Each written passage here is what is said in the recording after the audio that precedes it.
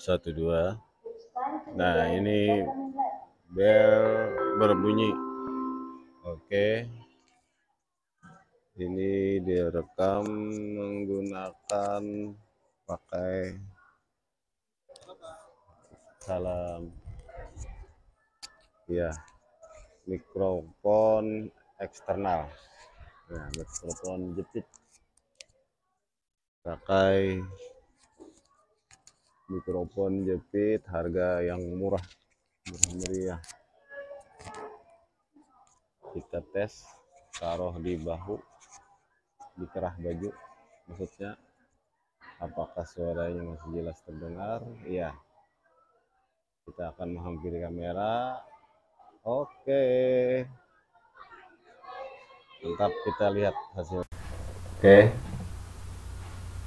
assalamualaikum warahmatullahi wabarakatuh. Alhamdulillah, salatu wassalamu ala rasulillah wa ala alihi wa sahbihi wa mawala. Apa kabar semuanya?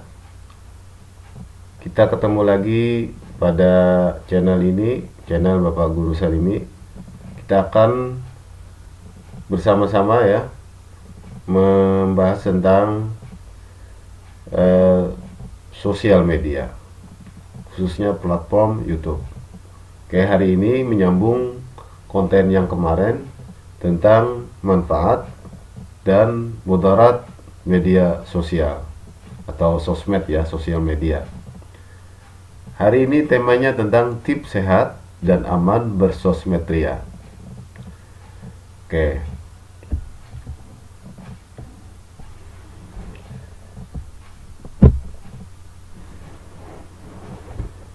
Baik.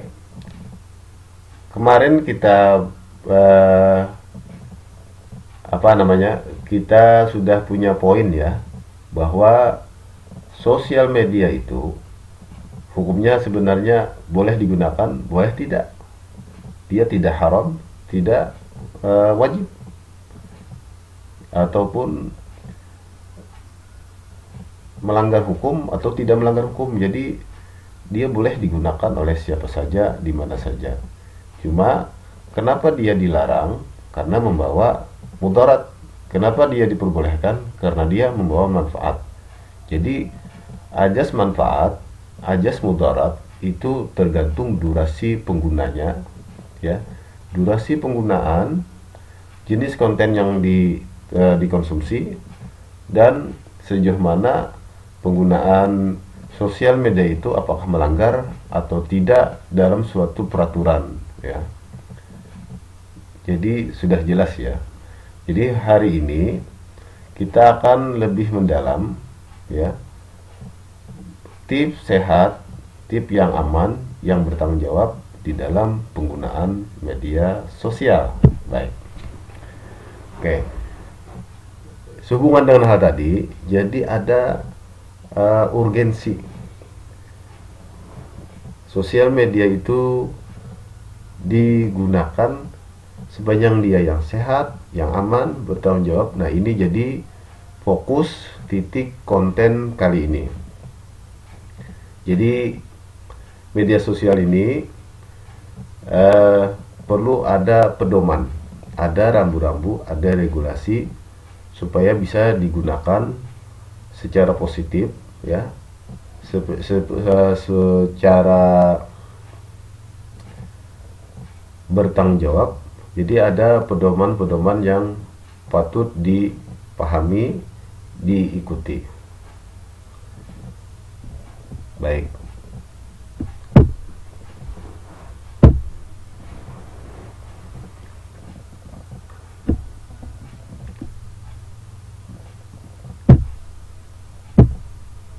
Oke.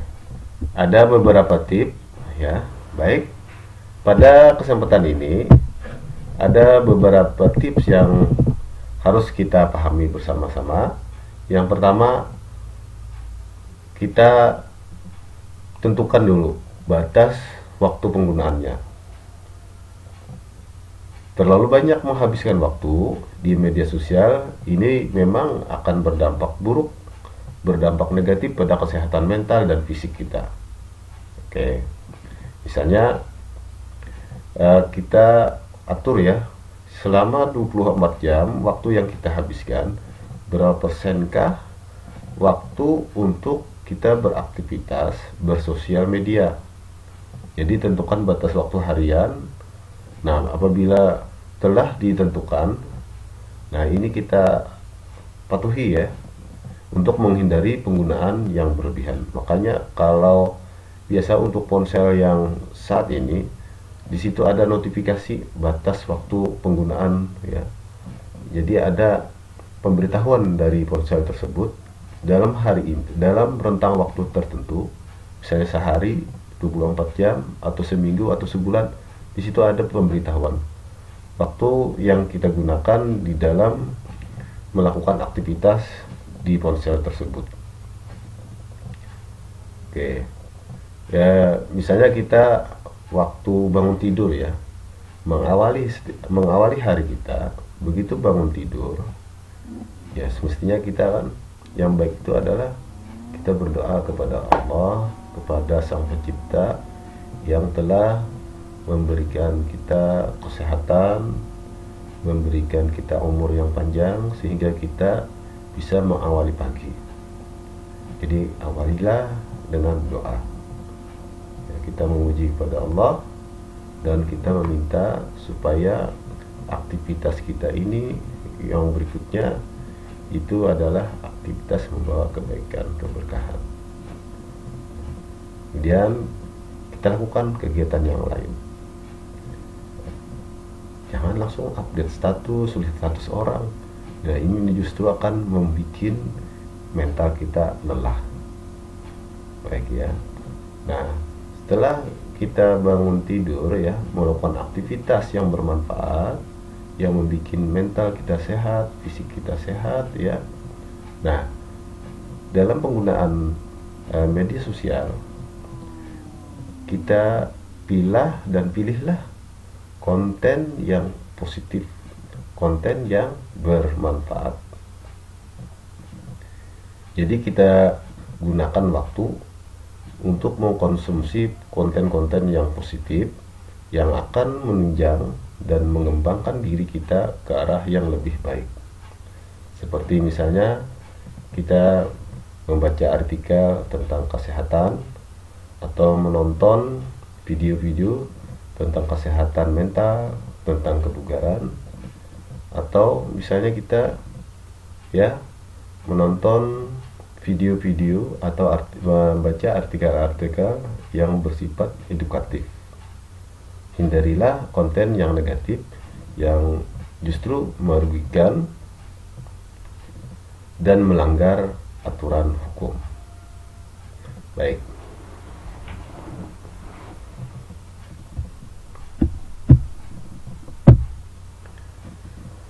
Nah, yang berikutnya, yang ketiga ya, kita ketika beraktivitas di media sosial, jadilah kita pengguna yang kritis ya. Begitu menerima sebuah informasi, kita harus melakukan jadi user yang cerdas, user yang kritis.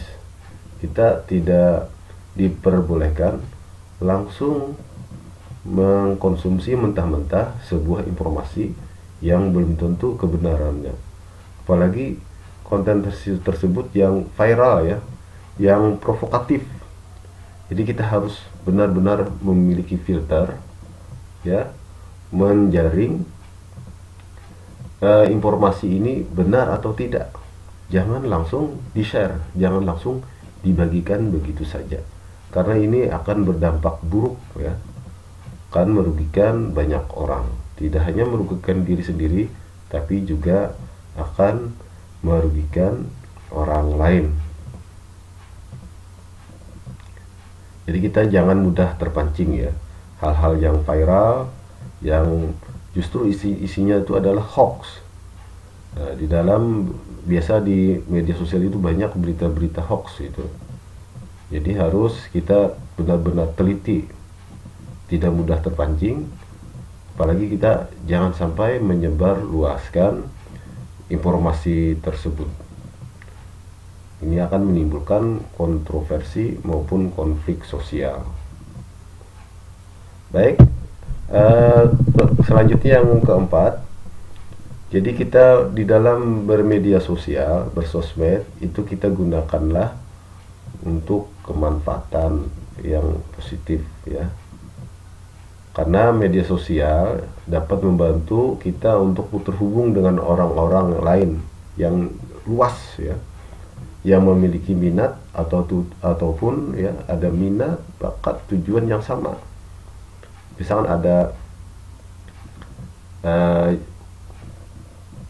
di dalam sosial media itu ada jenis-jenis, ada niche ya yang sama, sehingga mereka itu terhubung karena hobi, karena tujuan yang sama, akan terhubung. Nah, disinilah akan membangun manfaat sosial di dalam menciptakan suatu jejaring sosial yang positif.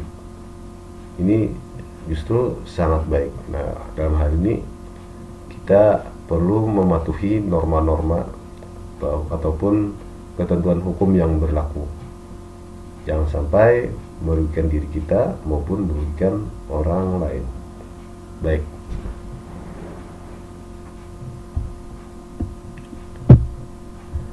Nah, berikutnya kita perlu menghindari penggunaan media sosial ini di tempat-tempat atau situasi yang tidak pantas ya.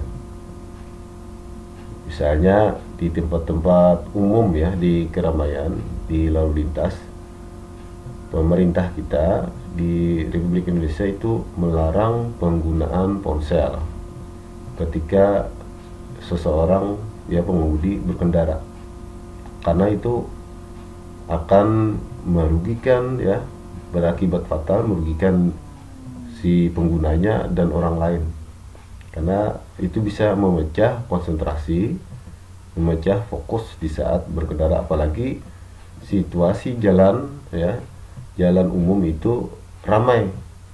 Hindarilah penggunaan ponsel ya, alat komunikasi di saat berkendara, karena jalan raya itu tidak hanya diri kita saja yang menggunakan, tapi juga ada pengguna yang lain ya, yang harus kita jaga keselamatan mereka, dan kita juga menjaga keselamatan diri kita.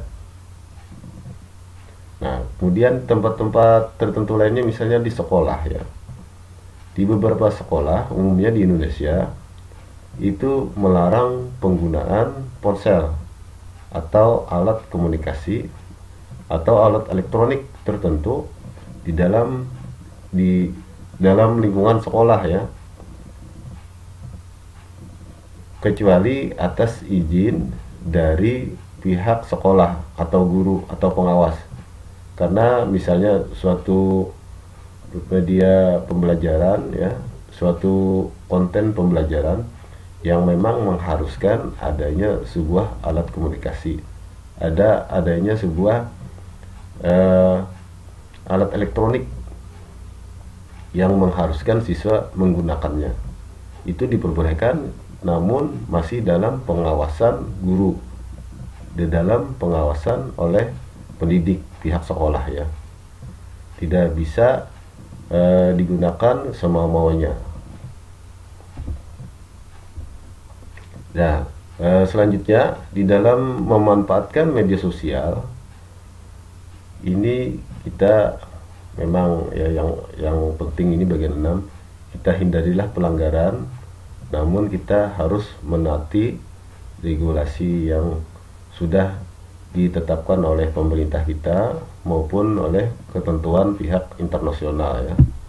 Jadi jangan sembarangan kita menggunakan untuk menghindari adanya dampak negatif di dalam penggunaan sosial media ini sendiri. Baik. Jadi sebagaimana pembahasan pada konten sebelumnya, bahwa sosial media itu sebagai teknologi informasi dan komunikasi yang harus dimanfaatkan secara maksimal, yang sehat dan bertanggung jawab. karena ini dapat menunjang kapasitas maupun posisi seseorang agar seseorang itu dapat berkembang menuju ke dalam ke arah kebaikan ya.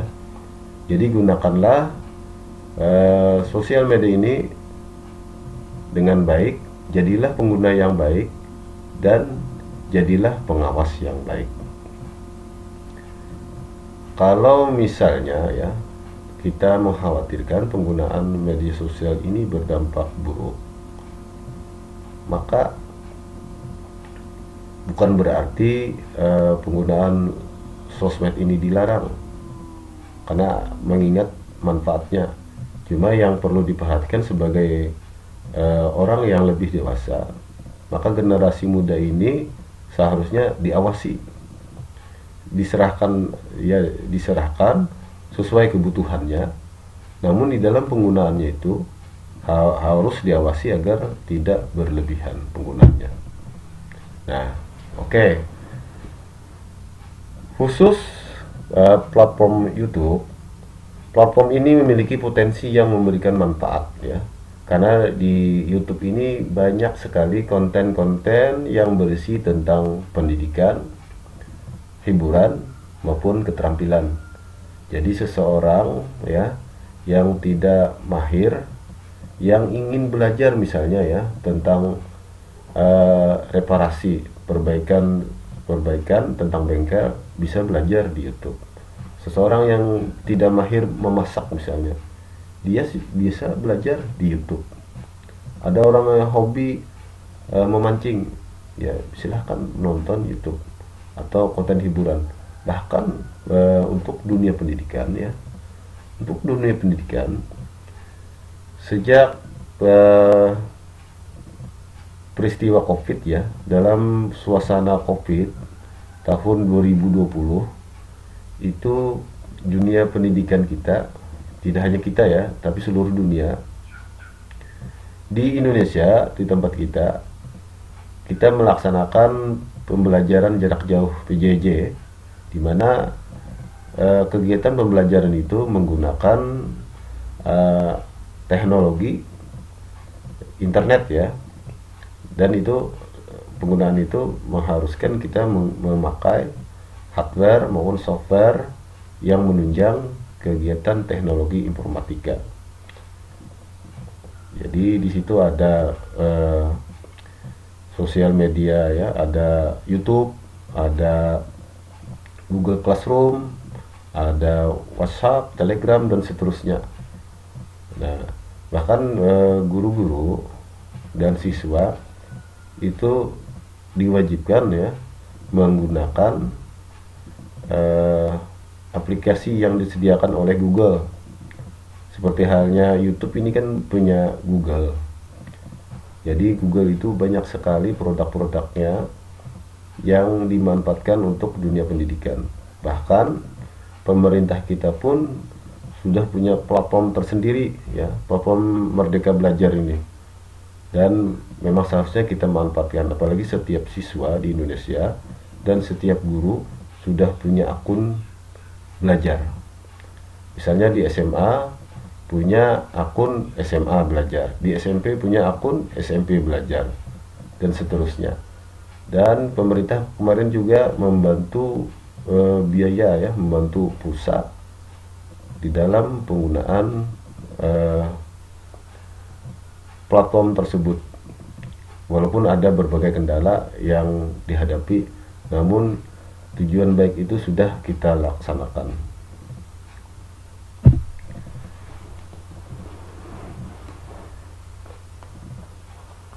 Baiklah, di dalam penggunaan sosial media ini memang disadari ada sisi negatif, ada sisi positif. Jadi ada yang pantas dan berbahaya. Seperti misalnya ya, konten yang berbau kekerasan, ya, berbau aksi pornografi atau berlebihan atau yang mengganggu terhadap sara atau kelompok tertentu.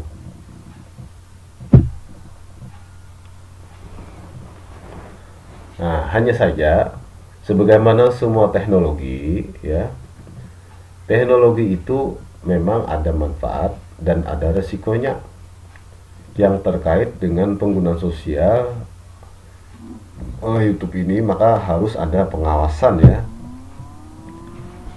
Oke, baiklah kita analogikan ya, sebuah pisau sebagai hasil dari sebuah pengetahuan di saat itu pada zamannya.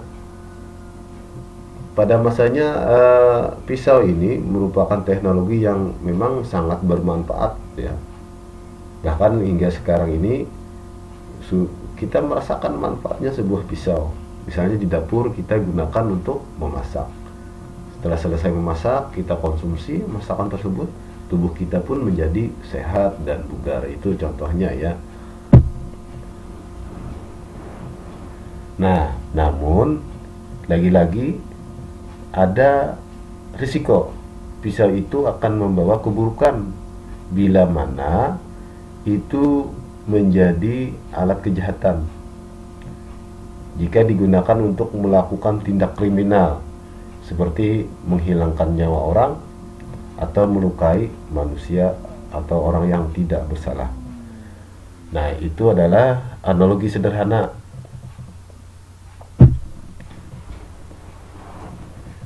Nah, jadi bisa dipahami bahwa penggunaan teknologi ya, penggunaannya itu tergantung maksud atau tujuan penggunaannya, tergantung usernya ya, tergantung usernya, tergantung pengawasnya.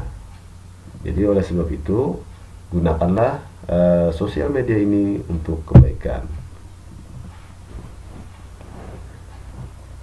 Jadi sekali lagi, penting bagi orang tua, bagi pengasuh ya, bagi pendidik untuk memantau penggunaan media sosial oleh anak-anak mereka, oleh generasi muda, dan memberikan pedoman yang tepat mengenai cara yang aman dan sehat dalam menggunakan teknologi tersebut. Mungkin itu saja ya pertemuan kali ini. Insya Allah ini membawa manfaat yang besar. Jangan lupa ya, selalu berpikiran baik, berniat baik, bertutur kata yang baik, bersikap yang baik, dan menebarkan kebaikan di mana saja dan kapan saja. Semoga pertemuan kali ini membawa ya kebaikan yang luas. Jangan lupa ya, kita selalu bergembira.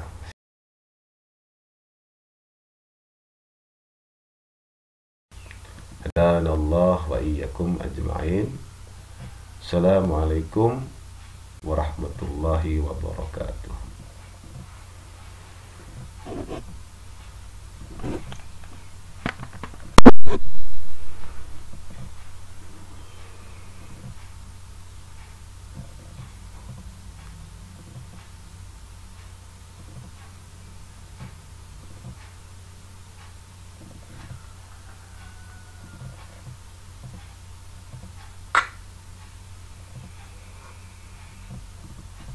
Setelah kita elaborasi bersama-sama